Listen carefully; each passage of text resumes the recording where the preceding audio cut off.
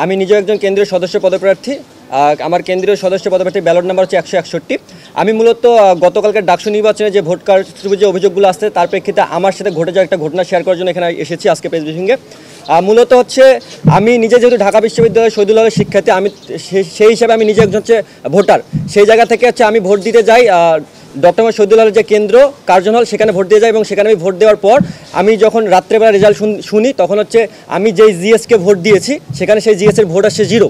আমি যদি স্পেসিফিকভাবে বলি আমি 3 জনকে ভোট দিয়েছি। একজন হচ্ছে আবিদ ভাইকে ভোট দিয়েছি, তারপর হচ্ছে ভিপি পদে আবিদ ভাইকে ভোট দিয়েছি, জিএস পদে হচ্ছে সম্রাট ইসলামকে ভোট দিয়েছি এবং এজিএস পদে হচ্ছে আশিকুর রহমান জিমকে ভোট দিয়েছি। আমি এক্ষেত্রে একটা ইনক্লুড করি, আমি কোনো রাজনৈতিক দলের না, 3টা ভোট 3 জায়গায় দিয়েছি। সেই জায়গা থেকে যে আমি যে জিএসকে ভোটটা দিয়েছি সেই জিএস যখন রেজাল্ট শুনে হচ্ছে উনি নিজেই আমাকে নক করে বলছিল যে আমার রেজাল্ট 0 আসে, তুমি আমার হলে থাকো, তুমি শহীদুল্লাহ হলে থাকো, তুমি থাকা সত্ত্বেও আমার রেজাল্টটা 0 আসে। স্পেসিফিকভাবে বলি যে উনি হচ্ছে আমার এলাকার ভাই, আমার খুব কাছের ভাই, ঠিক আছে। সেই জায়গা থেকে হচ্ছে আমি তখন রেজাল্ট শুনতে পাই না, আমার হচ্ছে ভেরিফিকেশন একটু সময় ছিল, এই জন্য আমি গতকালকে শুধু পোস্ট করছি যে এরকম একটা অভিযোগ আসছে, আমি ভেরিফিকেশন করি, দেন হচ্ছে আমি এটা মিডিয়ার সামনে উপস্থাপন করবো। অ্যান্ড দেন আমি আজকে শোনার পর যখন শুনি আসলেই রেজাল্টটা 0 আসছে। এখন এই ক্ষেত্রে হচ্ছে আমার অভিযোগটা এটা যে বাকি কোন কেন্দ্রে কি হয়েছে না হয়েছে সেটা আমার দেখার বিষয় নয়। আমি যেই কেন্দ্রে ভোট দিয়েছি আমার ভোটটা যদি বাতিল হয়, মানে আমার ব্যালট পেপারটা যদি বাতিল হয়, সেটা উল্লেখ করতে হবে যে কেন ব্যালট পেপারটা বাতিল হয়েছে। আমি যেহেতু নিজে ভোট দিয়েছি, আমি তো একজন শিক্ষিত শিক্ষার্থী, আমি জানি কীভাবে ভোট দেওয়া লাগে এবং আমি আগে থেকে কয়েকটা ভিডিও দেখে ভোট দিতে গেছি কীভাবে ভোটটা দেওয়ার লাগে। সেই জায়গা থেকে আমার মনে হয় না যে আমার ব্যালটটা বাতিল হওয়ার কোনো সম্ভাবনা থাকে। যদি বাতিল হয় সেই ব্যালটটা উপস্থাপন করতে হবে, নইলে আমি মনে করি যে যেগুলো অভিযোগ আসতেছে একের পর এক সেই অভিযোগগুলো সত্যতা প্রমাণিত হবে এটার মাধ্যমে। এবং সেই ক্ষেত্রে হচ্ছে ভোট কারচুপির যে ইস্যুটা, গতকালকে আপনারা মিডিয়াতে দেখেছেন বিভিন্ন জায়গা থেকে বিভিন্ন রকম অভিযোগ এসছে এবং নিয়ম বহির্ভূত অনেক কর্মকাণ্ড ঘটেছে ডাকসু নির্বাচন কেন্দ্রিক।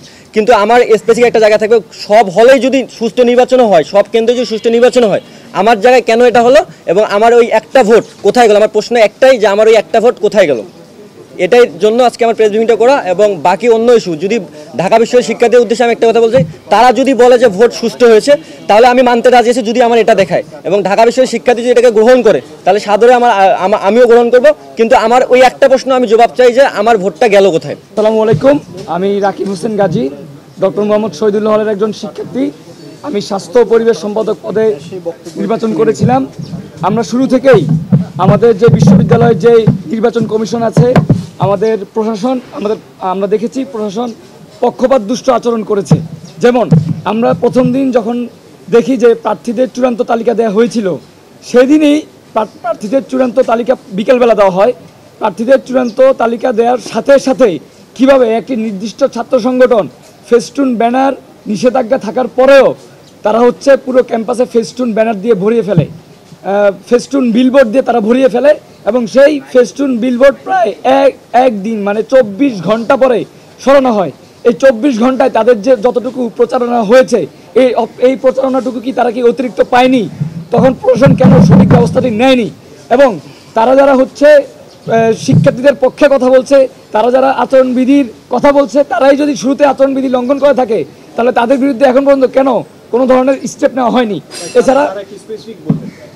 এছাড়া আমরা দেখেছি যে দাগানো ব্যালটের যে বিষয়টা, ঢাকা বিশ্ববিদ্যালয়ের ডাকসু নির্বাচনে কিভাবে এই ধরনের মানে ঘটনা আমরা দেখতে পাই, এটা আসলে কোনোভাবেই ডাকসু নির্বাচন থেকে আমরা আশা করতে পারি না।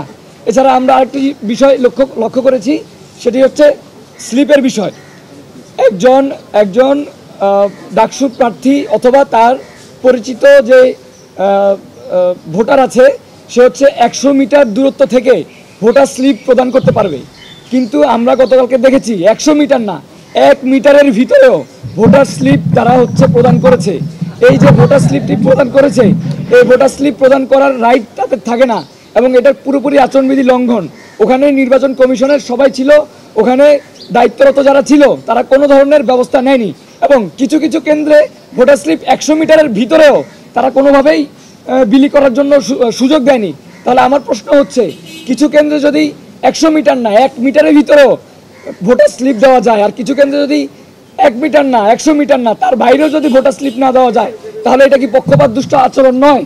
আর এই ধরনের পক্ষপাত দুষ্ট আচরণ করার কারণটা কি? এইটাই হচ্ছে আমার প্রশ্ন।